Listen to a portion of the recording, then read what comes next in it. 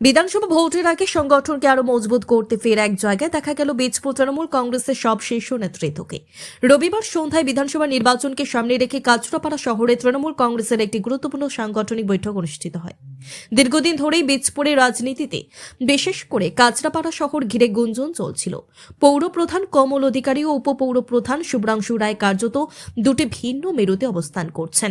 কখনো শোনা যাচ্ছিল কাউকে বৈঠকে ডাকা হচ্ছে না, আবার কেউ বলছিলেন তার জন্য আসন রাখা থাকলেও তিনি নিজেই আসছেন না। ঠিক এই আবহেই রবিবার সন্ধ্যায় দেখা গেল এক ভিন্ন চিত্র।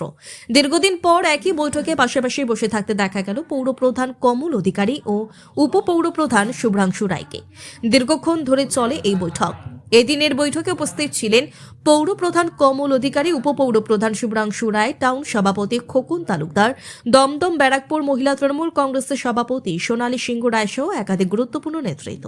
উল্লেখযোগ্যভাবে যাকে উদ্দেশ্য করে নাম না করে একাধিকবার আক্রমণ শানিয়েছিলেন দিলীপ ঘোষ, সেই উপপৌর প্রধান শুভ্রাংশু রায়কেই তার পাশে বসে থাকতে দেখা গেল। রাজনৈতিক বিশ্লেষকদের মতে 2026 সালে বিধানসভা নির্বাচন তৃণমূল কংগ্রেসের কাছে সহজ নয়, বরং বড় চ্যালেঞ্জের লড়াই। কারণ বিরোধী শিবির বিজেপি যেভাবে সংগঠিতভাবে ময়দানে নেমেছে, তাদের মোকাবিলায় শাসক দলের সব গোষ্ঠীকে একজোট হতে হচ্ছে। যারা এতদিন কলকাতার নেতাদের নাম তুলে ধরে রাজনীতি করতেন, তাদেরও এখন বোধ কর্মীদের সঙ্গে একসঙ্গে বসতে হচ্ছে। এমনকি নতুন বছরে শুভেচ্ছা বার্তায় যারা বিধায়ককে দূরে রেখেছিলেন, তাদেরও একই সারিতে ফিরতে দেখা যাচ্ছে। সব মিলিয়ে ভোটের আগে বীজপুরে তৃণমূল কংগ্রেসের এই ঐক্যবদ্ধ ছবি রাজনৈতিকভাবে যথেষ্ট তাৎপর্যপূর্ণ বলেই মনে করছেন সংশ্লিষ্ট মহল।